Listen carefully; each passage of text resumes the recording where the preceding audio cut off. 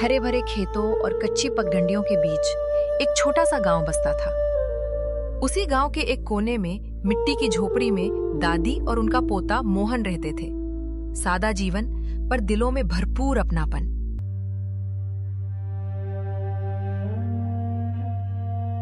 मोहन बेटा, आज राशन खत्म हो गया है।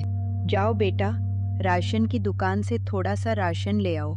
जितना मिल जाए उतना ही ले आना। आज किसी तरह गुजारा कर लेंगे। हाँ ठीक है दादी, मैं अभी जाता हूँ। दादी की बात सुनते ही मोहन बिना देर किए घर से निकल पड़ा।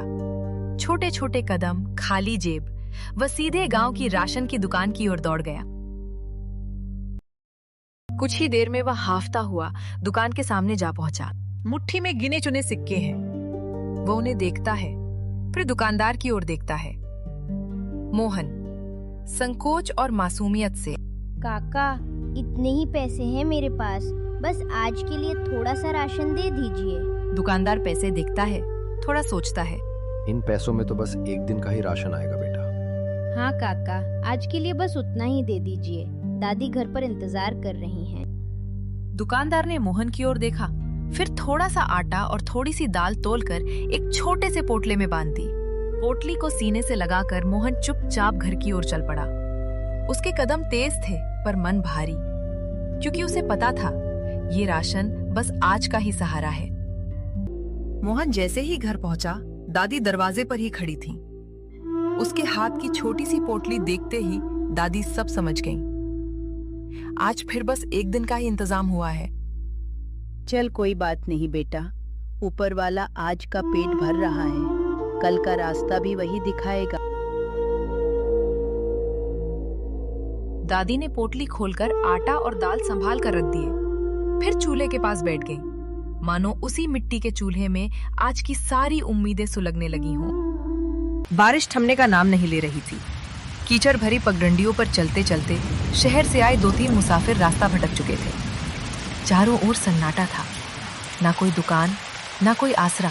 तभी हवा के झोंकों के साथ एक जानी पहचानी खुशबू उनके पास तक पहुंची। मिट्टी के चूल्हे पर धीरे धीरे पकते खाने की खुशबू। मुसाफिरों ने एक दूसरे की ओर देखा। बारिश, भूख और थकान ने उनके फैसले को आसान बना दिया। चूल्हे से उठती गर्माहट और दादी की सदी हुई आवाज ने मिट्टी के चूल्हे पर पकता खाना महंगा नहीं था, पर सच्चा था। इस खुशबू में भूख भी थी और प्यार भी। दादी, आज बहुत अच्छी खुशबू आ रही है।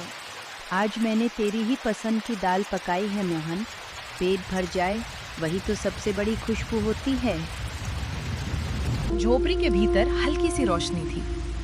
मिट्टी की दीवारों से नमी और अपनापन था। चूल्हे की आंच धीमे धीमे सुलग रही थी। उसके पास दादी बैठी थी, धीरे धीरे दाल चलाती हुई। उनके पास ही मोहन चुपचाप बैठा था, आंखें चूल्हे की लौ पर टिकी हुई। मुसाफिर भीतर आए तो दोनों ने सिर उठाकर देखा। एक पल को झोपड़ी और भी छोटी लगने लगी, पर दिल पहले से कहीं बड़ा। माँ जी, हम शहर से काम के सिलसिले में इस गांव आए थे। बारिश में रास्ता भटक गए। सुबह से कुछ खाया नहीं है, बस थोड़ी देर बैठने की इजाजत चाहिए थी। माँ जी, अगर आपकी इजाजत हो तो क्या हम बारिश रुकने तक यहाँ ठहर सकते हैं? बस बाहर पानी थोड़ा थम जाए, फिर हम निकल जाएंगे। अरे बेटा, भीग गए हो तुम लोग, बैठ जाओ। दादी, मैं उनके लिए पानी ले आऊं? हाँ बेटा, ले आ। मेहमान थक कर आए हैं। बारिश भी कोई मेहमान बोझ नहीं होता बेटा। रुक जाओ जब तक पानी थमे। गरम खाना और चूल्हे की आंच मुसाफिरों के थके चेहरे पर धीरे धीरे जान लौटा रही थी। बरसों बाद उन्हें किसी अजनबी घर में अपनापन मिला था। मुसाफिरों ने पेट भरकर खाना खाया। चूल्हे की आंच उनकी ठंड उतार रही थी, पर दादी बस पास बैठी रही। थोड़ा सा खाना था और वो मेहमानों के हिस्से में चला गया। दादी ने खुद की भूख मुस्कान में छुपा ली। सुबह जब बारिश थमी, गांव धुला धुला सा लग रहा था। मिट्टी की सोंधी खुशबू हवा में फैली हुई थी। मुसाफिर जाने की तैयारी करते हैं। माँ जी, हम शहर में खाने का छोटा सा काम चलाते हैं। रोज सैकड़ों लोग खाते हैं हमारे यहाँ, पर कल जैसा स्वाद कभी नहीं मिला। दादी चुपचाप सुनती है। अगर आप माने तो हम चाहते हैं आप हमारे साथ शहर चलें। आपके हाथ का खाना हम अपने ढाबे पर बनवाना चाहते हैं। बेटा, मैंने तुम्हें खाना काम के लिए नहीं खिलाया था। भूख देखी तो हाथ अपने आप बढ़ गया। मुसाफिर मुस्कुराए। इसीलिए तो माँ जी हम आपको साथ चाहते हैं। घर छोड़ना ना पड़े, हम यहीं से आपका चूल्हा आगे बढ़ाएंगे। मुसाफिर मुस्कुराए और बस इतना कहकर चल दिए।